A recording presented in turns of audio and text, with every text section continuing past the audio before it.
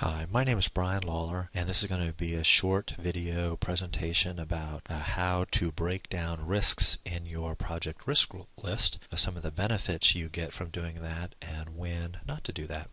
So let's start with a basic risk list as you might implement in Excel or something like that. I'm going to create a new Excel document, call it risk list, open it up and get started.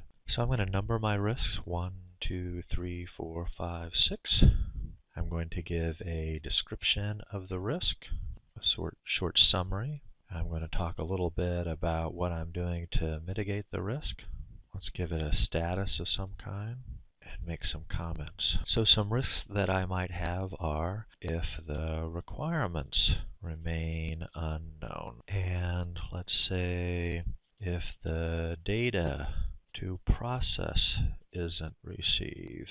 And let's add another one if stakeholders don't agree on the schedule, and some status. And I'll talk in another video about why we shouldn't use simple statuses like this, red and yellow, but it is pretty common, so I'm going to go ahead and use that here so I can move on to my point. Okay, and then let's add some comments. Let's say for the comments I say, if we don't have the requirements for issuing refunds known, we won't know how to do that. I'll also add another one in here. If the reports aren't known, we won't be able to build the report writer. If the calculations for refunds aren't done, they won't be ready for implementation into the business rules engine. Now what you can see here I've done is I've added 3 risks, and they do all relate to requirements. And I might make a judgment that this overall is red because these things aren't ready, or there's some uncertainty about them. The problem is I've really kind of commingled a couple of different things. I've got some requirements about how to do refunds, and I've got some requirements relative to implementing a report writer, and then I've also got a third requirement here which implies that there's some kind of predecessor-successor relationship on the project schedule about having the calculations done prior to implementing them on the rules engine. And so the problem with having all these requirements together is at present they might all be red and they all apply to being requirements, but it might be a better idea to break these apart. So let's see a little bit why that might be the case. So let's break these requirements here down here, mentioned in the comments section, by referring to the project schedule. Here's kind of a very simple project schedule that says we're going to do some custom coding, and we have to specify, design, build, test, and deploy that. We're going to do a business rules engine deployment. We have to specify, design, build, test, and deploy that. And we're going to use some kind of report writer, and we have to specify, design, build, test, and deploy that. And what we have here on the project schedule are some dependencies between these activities. Let's go back to our risk list and see which items on the schedule we're talking about here in the comment section. So if we don't have the requirements for refunds known, we won't know how to do that. And if we tighten that up, we'll say we won't know how to write that code. And that is a custom coding activity, and we see that we won't know how to do that custom code specification activity. So I'm going to go back here and make it clear that that's related to item 3 in the project schedule. If the reports aren't known, we won't be able to build the report writer. So if we don't know how to specify what's needed in the report writer, we see that that's number 17. And if the calculations for refunds aren't done, then we aren't. Let's make that clear. The calculations for refunds aren't specified, because what we're talking about is the specification, the requirements of them, not the implementation of them. Then they won't be ready for implementation in the business rules engine, and that is number 10. Now, if we use this as our example, the next thing I'm going to do is I'm going to take out these 3 comments and break them into separate risks. So you can see what I've done here is I've taken these, what were really 3 items on the project schedule that were at risk, mentioned that they weren't very well known, and we gave them a status of red. And then I broke them down into 3 separate risks. And then let's go back to the project schedule and see which one of them is most at risk. Now, if you look on the schedule here, what we have is, remember we're looking at items 3, 17, and 10. So if we look at 3, 17, 10, and if we look at the project schedule, what we see is that there are start-to-finish relationships between some of these tasks. And while it's true that they are all perhaps in the status of not being these requirements are not well known, and that puts the program at risk, it's possible that this specification of the report writer, because it's a successor to 2 other tasks, could never be completely known on its own. It's downstream from these 2 activities. Because it occurs later in time, the activity that's really the most red is this one here in 10. This one, item 10, is the one that's the highest risk one, because there's 2 successor activities that depend upon it, and it's the one that's due first. So let's go back to our project risk and reflect that. Really, it is project item 10 that is at high risk, and in our comments we should say, let's say this is the first activity. First that is due, and others are depending upon it. Because these other ones occur slightly later in time and they're really dependent on that first one, we might make these risks a little bit lower. They're not really quite. This is the most important one with regard to management attention. These ones not so much.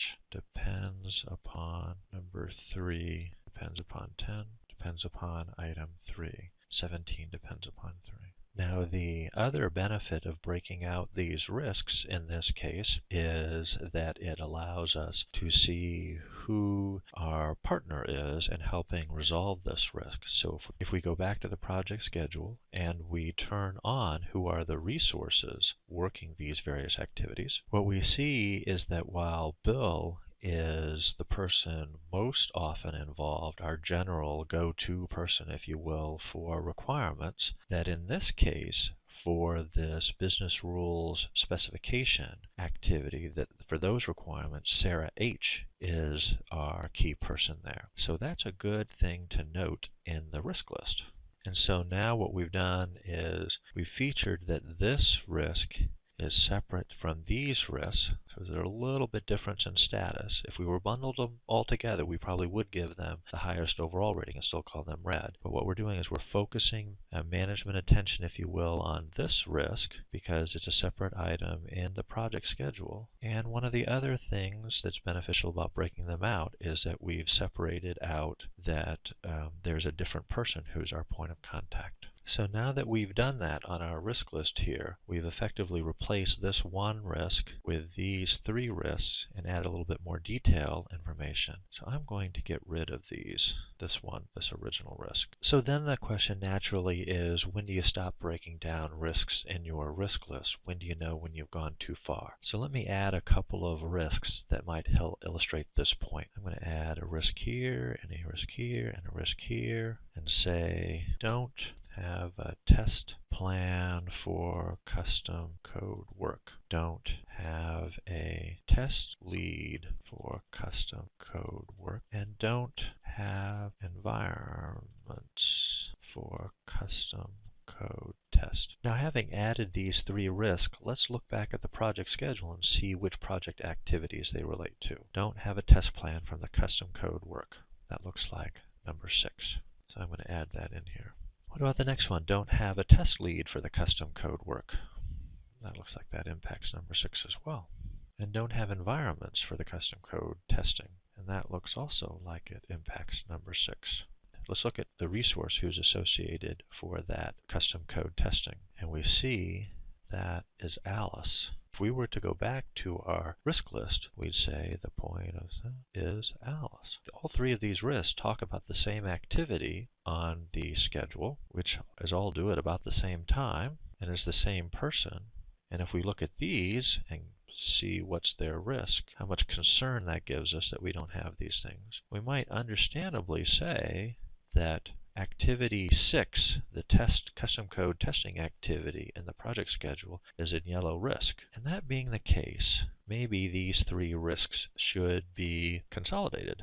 And so we'll do that here. we'll say. So that's what I've done here. As I've said, planning and preparations for custom code test activity 6 in the project schedule aren't yet done, and the risk is that the task may not be ready to start on time. We give that judgment of it being yellow, deserving management attention, based upon its immediacy and how uncertain those things are, and this is the person who's working on that. And so if you have a lot of risks, which all trace to the same activity in the IMS, and they're all about the same level of management concern and the same person is going to be working them, then maybe they should be consolidated and we'll replace these 3 risks.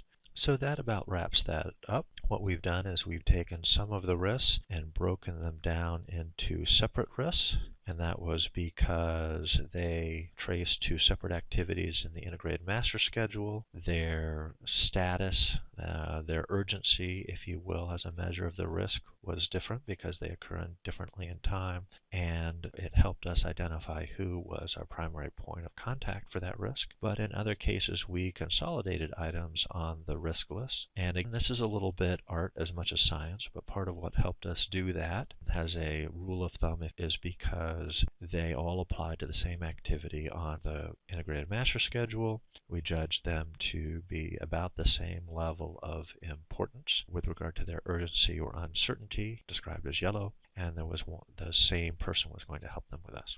So that finishes my presentation on breaking down risks, and I suppose now we should call that breaking down and consolidating. Thank you very much.